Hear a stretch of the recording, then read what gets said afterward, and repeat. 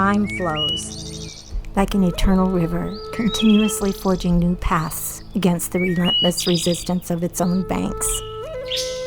By the mid-1700s, most of the natives who refused to assimilate into the rigid culture of the Virginians that loathed them had fled past the western boundaries of the beautiful and fertile river valley they named Shenandoah, nestled between the Blue Ridge Mountains to the east and the Allegheny Mountains to the west.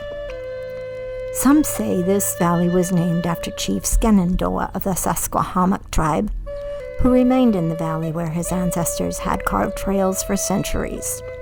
This network of trails, known as the Great Warrior Path, would come to serve the new settlers well.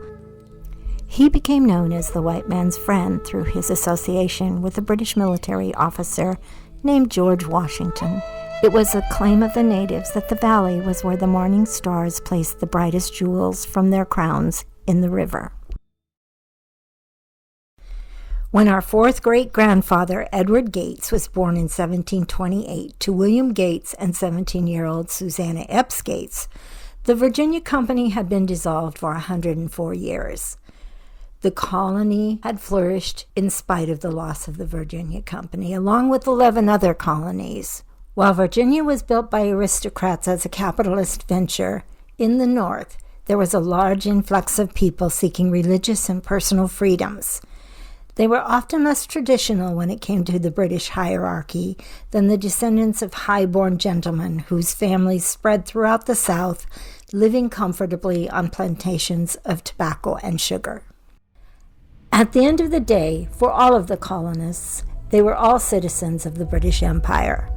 While the colony collected its own taxes to support colonial government and military protection, a parish tax supported the operations of the churches and clergy in Virginia. The parish tax was the largest tax levied, and it was mandatory for all. Only landowners were taxed by the crown. More in place than ever was the rigid male hierarchy that decreed men of means as superior and closer to God. It came from God to the king, from the king to the clergy, and from the clergy to the open ears of the entitled few, who were always entitled to the efforts and gains of lesser men. As for our grandmothers, the only say they had in any of it was limited to the grace our grandfathers carefully doled out. A woman's obedience and purity was her constant focus as a wife and mother, the extent of her existence. It took a clever woman to have self-worth. While some women may have questioned or challenged inwardly their status, they could likely justify it as a fair trade for comfort, as a woman alone often didn't fare well. Our grandfathers seemed to be good-hearted men who loved them, which would be the determination for the quality of their lives. After all, the children she birthed belonged to him, not her. It is interesting how values change over time, even when the old values are deemed the only morality in their era. For everyone in those days, comfort was harder to come by and something to be grateful for. Are we immortal? Hasn't everyone, at least once, felt a presence they can't see? One thing is for certain, a life can never be unlived. It will resonate forever. Years ago, when I first began looking for my ancestors, whether it was real or imagined, I, on separate occasions, felt the presence of 3 of my grandmothers. First was the essence of Susanna Eppes Gates, and the horse she was riding in a very unladylike fashion for her time. She shared a sense of easygoing joy and confidence that verged on willfulness, however skillfully she wrapped it in charm. The stories handed down of Patience Robertson Gates had preceded her high-energy presence. She gained a second sight late in life, and I wondered if she had been waiting for me. She didn't have time or tolerance for nonsense. My beloved grandma, Bessie Irene Vance Gates, once said that her mother-in-law, Annie Dugger Gates, was the sweetest woman she had ever known. Annie's very abrupt debut occurred when I first saw a name on a page. It was like a bolt of electricity.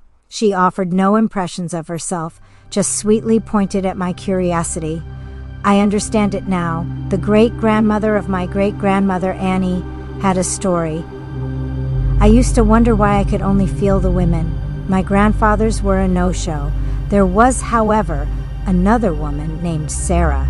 She was mentioned in the will of my grandfather, James Robertson. She screamed the loudest to be heard. I had to look for her, but could not find her. She doesn't let go. Oh, Sarah, where are you?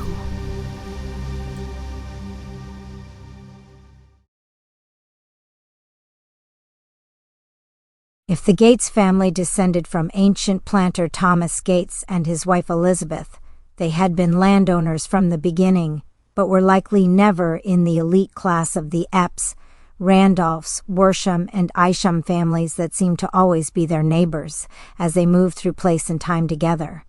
The size of the farm definitely mattered when it came to status. When William and Mary College was built for the education of the elite, Williamsburg became the capital and cultural center of Virginia at the end of the 17th century. Elite men like Francis Eppes IV governed and conducted business in Williamsburg, where they often kept apartments for such purposes. In the country, small farms nestled amongst the huge plantations, and communities consisted of people of all classes.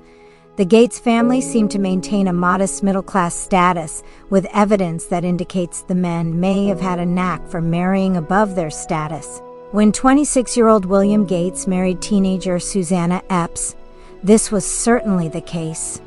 William definitely had married up. While public school systems were establishing in the North, the opportunities for education among those of William's class were pretty scarce, but it is unlikely that the Eppes family would allow their daughters' children to be less than refined and educated. Our grandfather Edward, as well as his siblings, likely had tutors and may have even attended the college. Chances are that they lived in a house too grand for their status, and our grandmother Susanna may have been offered an African housemaid. For what it is worth, my sense of Susanna is that she would have turned down the offer of a servant. Not from any moral stance. It would have been because she wanted to do it herself. At any rate, it is hard to imagine that the Gates men could marry up without maintaining the graceful bearing and manners of a gentleman. Our families grew in an endless series of births, weddings, infant deaths, and funerals, and the Eppes family seemed to always be there. While the Eppes family occasionally enjoyed magnificent balls and social affairs with government and business officials in Williamsburg, without the means of rapid transportation except for Sundays when church was mandatory, they could go weeks without interactions outside the everyday plantation operations with their immediate families. It must have been a great highlight for children growing up to visit with their cousins and friends. We can imagine that William and Francis Eppes IV, as well as George Robertson, were all childhood friends. Our grandfather Edward would become a lifelong close friend of his cousin, James Robertson, born in 1736, son of George and Jane Gates Robertson. Jane was near the age of Susanna Eppes and Martha Eppes. They were possibly all best friends. While Francis and his wife Sarah attended swanky affairs in Williamsburg, they may have even left their daughter Martha with Susanna's family. Boredom may have blurred the boundaries that separated the classes. As the colonists continued to push west, our families likely took advantage of incentives to purchase land in these dangerous frontiers, which is probably how they all ended up in Skin Quarter. So named as it was a place where natives would process the fruit of their hunts, there were skirmishes, but they were more easily squashed as the natives grew more resigned to their fate. The Shenandoah Valley was becoming a haven for alternative religions, drawing resistors from both Virginia and Pennsylvania, where Quakers and other such progressive religious thinkers had formed communities. It is likely that the Gates families, and possibly the Robertson families, were present at the wedding of Martha Eppes to a prominent barrister and slave trader, John Wales, in 1746. Nearly 10 years before the wedding, Francis had purchased from Sea Captain John Hemmings an enslaved woman and the female child he had fathered with her. The girl, who went by Betty, was named as Elizabeth Hemmings. As a wedding gift, this 10-year-old girl and her mother were given to John and Martha. Martha became pregnant with twins that did not survive their birth. On October 30th, 1748, Martha Eppes Wales gave birth to a baby daughter she would only get to know for 2 weeks before she died from the birth. This left John with her namesake, the infant Martha. Before little Martha was grown, John would be twice more widowed. His third wife, Elizabeth, was the widow of Reuben Skelton, who was a skin-quarter neighbor of the Gates family. She died in 1761 when Martha was just 13.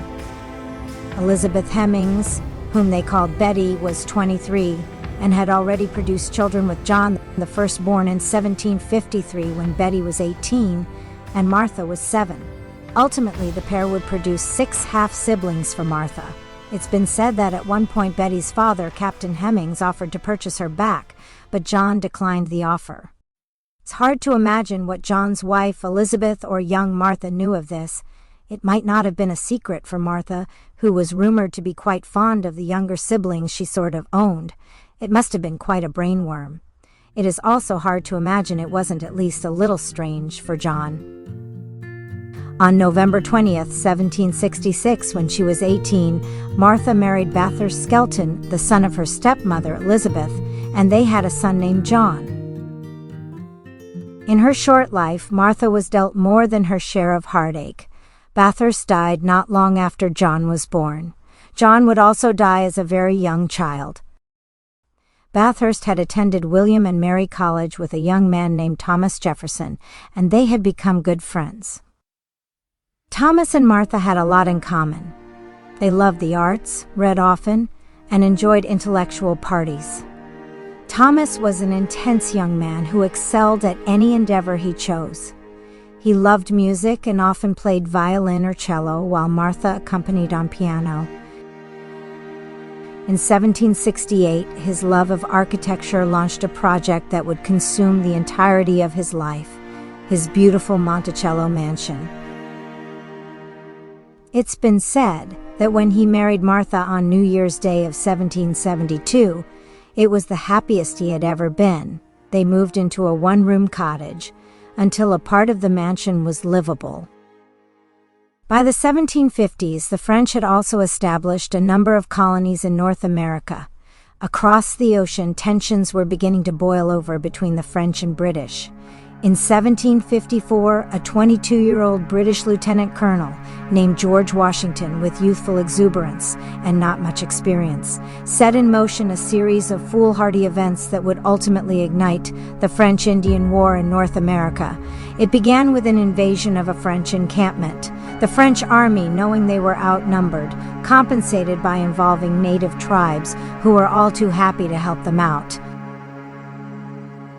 When the war ended in 1765 with some territorial border changes, most of the families that had accompanied our ancestors for nearly 150 years were living in Chesterfield County, many near Skinquarter. A prominent family from England had come to Bermuda Hundred in the 1660s and established themselves with the upper middle-class crowd that ended up in Skinquarter. Our grandfather Edward's youngest sister, Elizabeth, married Joel Cheatham, a grandson of Thomas Cheatham who had come from England. Joel's brother, Benjamin, had become quite prominent. Surrey County bordered Chesterfield County, and it was where our grandfather, Daniel Dugger, and our grandmother, Mary Scarborough, lived. Though the Scarborough family figured prominently in Surrey County, it is unlikely that the Gates or Robertson families knew either families. Mary and Daniel had a daughter, Lydia, very close in age to Susanna Eppes. Lydia is a great-grandmother of our sweet great-grandma Annie Dugger Gates. While her connection to Mary and Daniel was documented, it was assumed that she had married a son of the Duggars that just wasn't in the record. That turned out not to be the case. There is no record of a marriage or children of Lydia Dugger until the early 1740s, when she gave birth to the first of 3 children. At that age, an unmarried woman of Lydia's status would have been referred to as a spinster. By 1751, the spinster Lydia Dugger would have borne a daughter and 2 sons, one of which is our grandfather Alexander. We know this because she was drug into court for each of those births. No father was ever named. Lydia died in 1762, and that same year, Marmaduke Cheatham, son of Thomas Cheatham, uncle of Joel Cheatham, wrote his will, leaving a cow and a calf to Lydia's oldest son, Alexander. This record inspired a DNA quest, and it turns out that somewhere in Virginia, we did have a secret Cheatham grandpa. Since arriving in the colonies, a small number of Marmaduke Cheathams lived in Virginia, assumed to be offspring of Thomas and/or Marmaduke, who is most reasonably the author of the will. He was considerably older than Lydia, and the mention of Alexander in his will does not mean for certain he was the father. He had sons that were closer to Lydia in age and was survived by a wife. There is one thing for certain. Our grandmother Lydia most certainly lived her life on the other side of social norms for that era. Wondering what she was like and how she lived can leave even the weakest imagination set on fire. Our grandfather Edward Gates married Rebecca Watkins in 1755, and the youngest of their children, Eppes, was likely born around 1780. Eppes had no less than 3 older siblings. Our grandfather, Johann Handel Diehl Wentz, the same age as Edward, had migrated from Germany to Pennsylvania in 1748. Around the same time Edward married Rebecca, Handel married Elizabeth Marie Kastner and their 3rd son, and our grandfather, Chrisley Christian Wentz, was born in 1761 in Pennsylvania. The military career of George Washington did not begin with accolades. Though he was from an elite Virginia family and held a lofty rank, he was in some respects considered an inferior by his British superiors. Washington served through the branch of the Virginia militia, which was considered less than equal to the British forces. His early performance was riddled with mistakes and failures, but he was a fast learner, and eventually he distinguished himself with brilliance and victories and applied on several occasions for a commission to the British forces. In 1759, he became frustrated and resigned to return to his Mount Vernon plantation.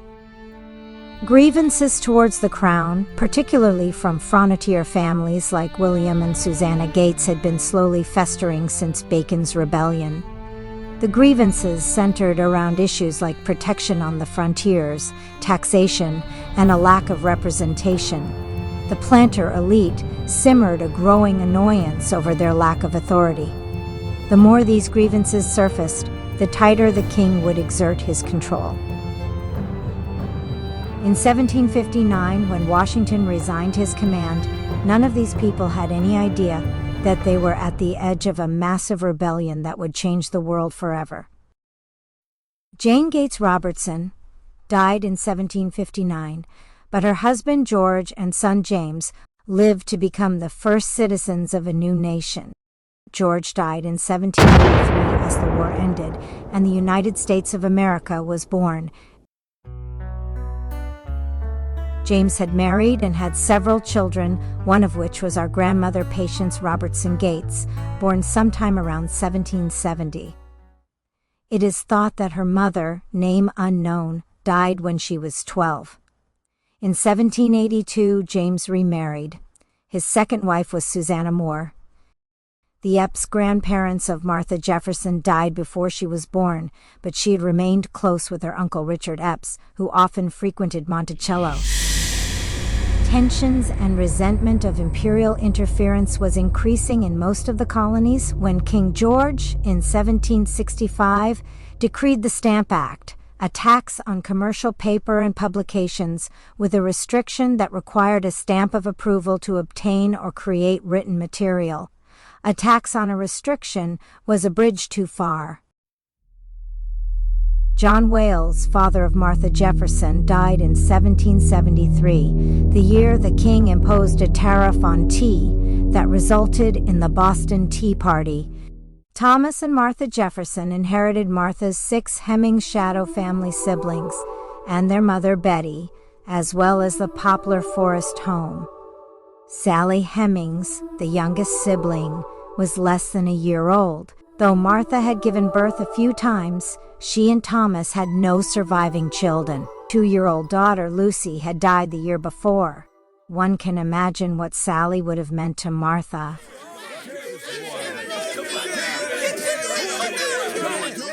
The growing oppression of the king through means of taxation and personal restrictions known as the Intolerable Acts throughout the colonies were met with a singular cry of solidarity. Liberty! Liberty! Give us liberty! Give us liberty! Give us liberty! In Virginia, the brilliant orator Patrick Henry, with fiery words, inspired an organized resistance. Give me liberty or give me death! In 1774, in a very short order of time, the First Continental Congress took place in Philadelphia for the purpose of a unified protest, with every intention of negotiating a peaceful agreement with the king. As they wrote their petition for the king, they might have hoped, but likely knew, it was all protocol, as they were determined that the only acceptable outcome would be independence.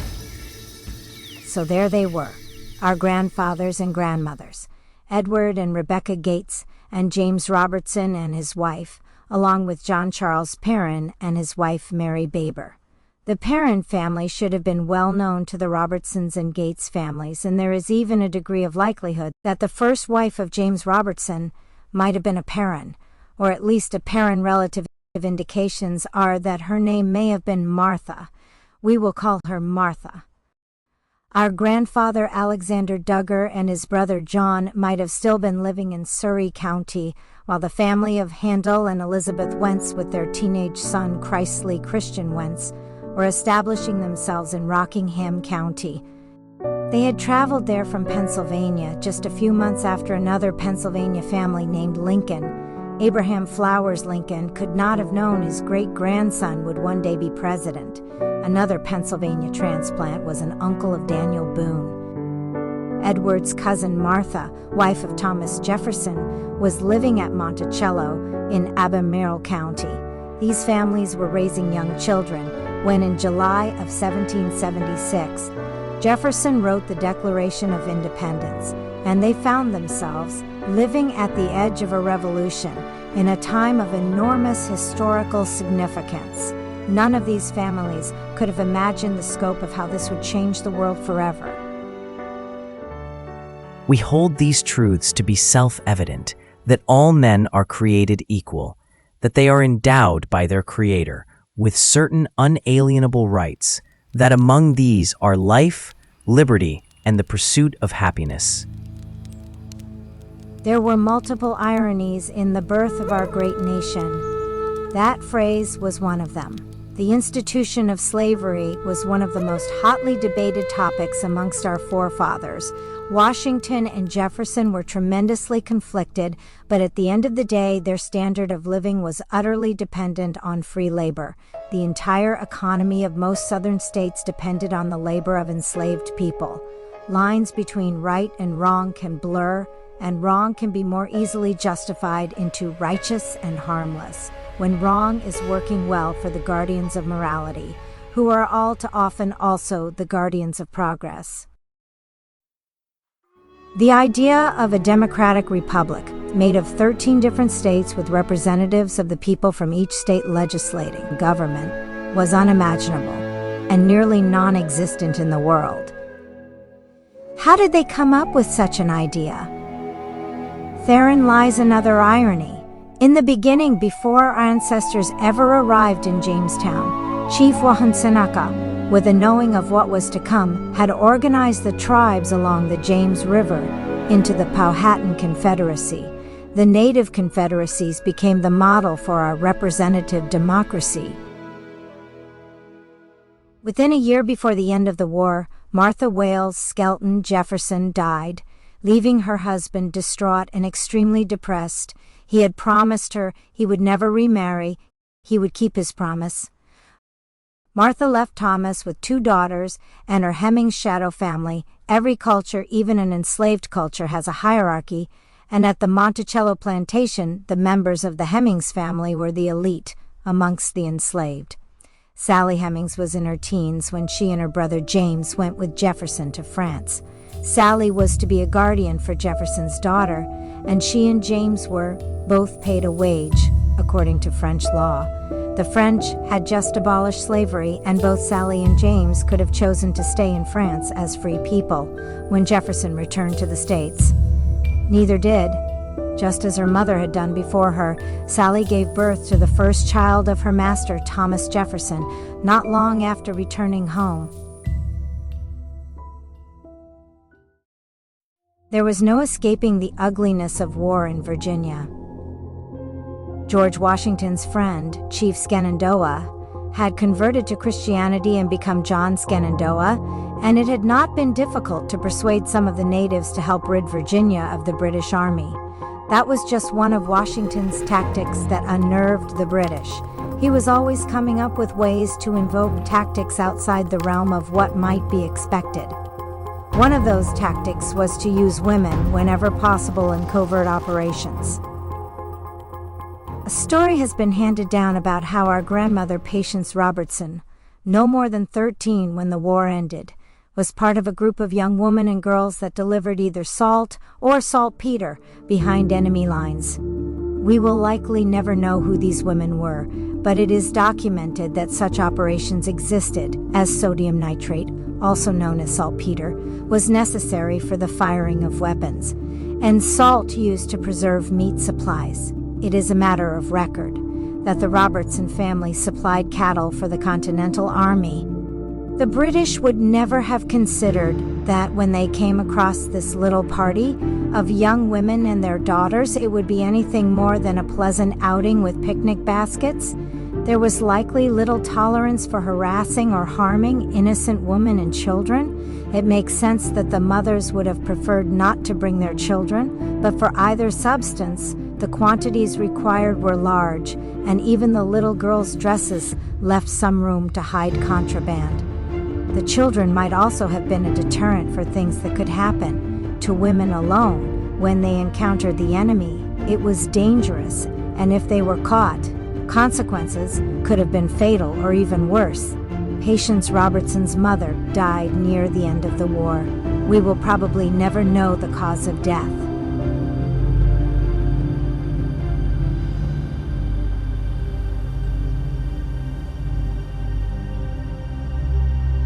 Did our Gates family know our Virginia forefathers? It is more likely than not that the Eppes family knew most of them. The Gates and Robertson families probably only knew Thomas Jefferson as an acquaintance.